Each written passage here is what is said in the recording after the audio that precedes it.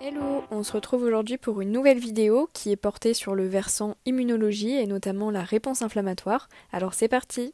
Tout d'abord, la réponse inflammatoire, qu'est-ce que c'est? À la suite d'une infection par un pathogène, l'organisme va déclencher une réaction innée permettant la libération de molécules capables de dégrader le pathogène en question.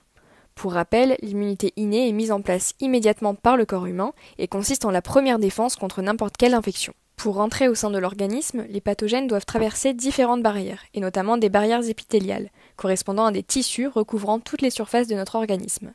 Concernant les différentes barrières, on retrouve tout d'abord les barrières mécaniques, telles que la peau, l'une des barrières les plus confrontées aux pathogènes, et qui est d'ailleurs quasiment impénétrable au vu de ses nombreuses jonctions serrées. Les muqueuses digestives et respiratoires sont également des barrières mécaniques. Des barrières biologiques existent, comme par exemple les acides aminés ou les enzymes présentes à des endroits où le pH est très bas, comme l'estomac. Enfin, il existe également des barrières microbiologiques où cohabitent un ensemble de micro-organismes au niveau de l'intestin ou du vagin. Pour déclencher une réponse inflammatoire, plusieurs étapes sont nécessaires. Tout d'abord, le pathogène doit entrer au sein de l'organisme. Une fois qu'il a pu traverser la ou les barrières, il va être reconnu par plusieurs types de cellules immunitaires.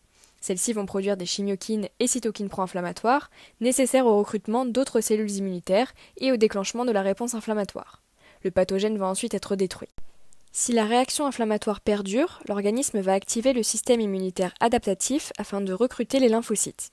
Prenons un exemple pour voir chaque étape menant au déclenchement de la réponse immunitaire. La première étape va ici débuter par une lésion cutanée à la suite d'une coupure. Les pathogènes vont alors pénétrer par le biais de cette lésion et vont porter à leur surface des motifs appelés PAMP, pour Pathogène Associated Molecular Pattern. Ces motifs seront alors reconnus par les premières cellules immunitaires présentes sur le site de l'infection, comme les neutrophiles et les monocytes, qui possèdent des récepteurs à leur surface appelés PRR, pour Pattern Recognition Receptor. Après la reconnaissance des pathogènes par les cellules immunitaires, celles-ci vont se multiplier et constituer ainsi l'étape 2, qui consiste à la production de cytokines pro-inflammatoires et chimiotactiques par les cellules immunitaires. Ce sont des protéines jouant le rôle de signaux pouvant interagir avec d'autres cellules immunitaires et ainsi les attirer sur le lieu de l'inflammation. On appelle les cellules immunitaires circulantes des cellules sentinelles. Dans la grande famille des médiateurs de l'inflammation, on retrouve les interférons, les interleukines IL-1β, IL-6 et IL-8, le facteur de nécrose tumorale TNF-alpha, les médiateurs lipidiques tels que les leucotriènes et les prostaglandines, ainsi que l'histamine. L'histamine va être libérée dans la circulation sanguine par un autre type de cellules immunitaires, les granulocytes, et elle va permettre la vasodilatation, c'est-à-dire l'augmentation du diamètre des vaisseaux sanguins. Ceci permet de faciliter l'arrivée des cellules immunitaires par un transport plus important de sang, provoquant ainsi en cascade rougeur et chaleur. L'histamine va également augmenter la perméabilité des capillaires sanguins, permettant ainsi la sortie de plasma sanguin vers les tissus infectés, favorisant l'apparition d'œdèmes.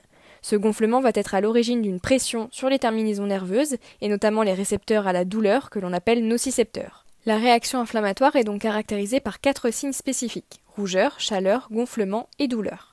Pour que les cellules immunitaires puissent venir sur le lieu d'inflammation, il est nécessaire qu'elles subissent une étape appelée diapédèse. Les cellules possèdent à leur surface plusieurs types de récepteurs. Des récepteurs aux chymokines, des sélectines et des intégrines, pouvant ainsi reconnaître plusieurs motifs portés par les cellules endothéliales et adhérer à celles-ci. Les sélectines vont se lier aux mucines, portées par l'endothélium, et les récepteurs aux chymokines, comme leur nom l'indique, vont se lier aux chymokines des cellules endothéliales. Puisque l'adhésion n'est pas importante, elles vont pouvoir réaliser le rolling et ainsi rouler à la surface des cellules endothéliales. Lorsque la cellule arrive à un certain niveau, la phase de rolling s'arrête et ainsi débute l'adhésion forte grâce aux intégrines présentes sur les cellules immunitaires, comme LFA1, et les immunoglobulines présentes sur les cellules endothéliales, telles que ICAM1.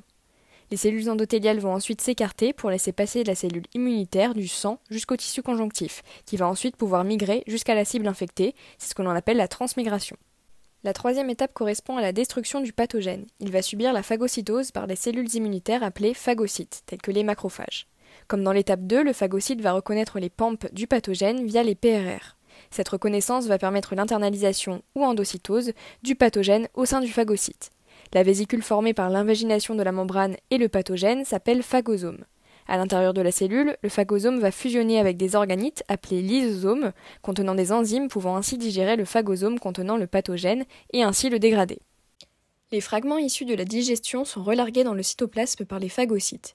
Parmi les phagocytes, on retrouve des cellules présentatrices d'antigènes qui vont garder un fragment de l'antigène détruit et vont l'exposer à leur surface.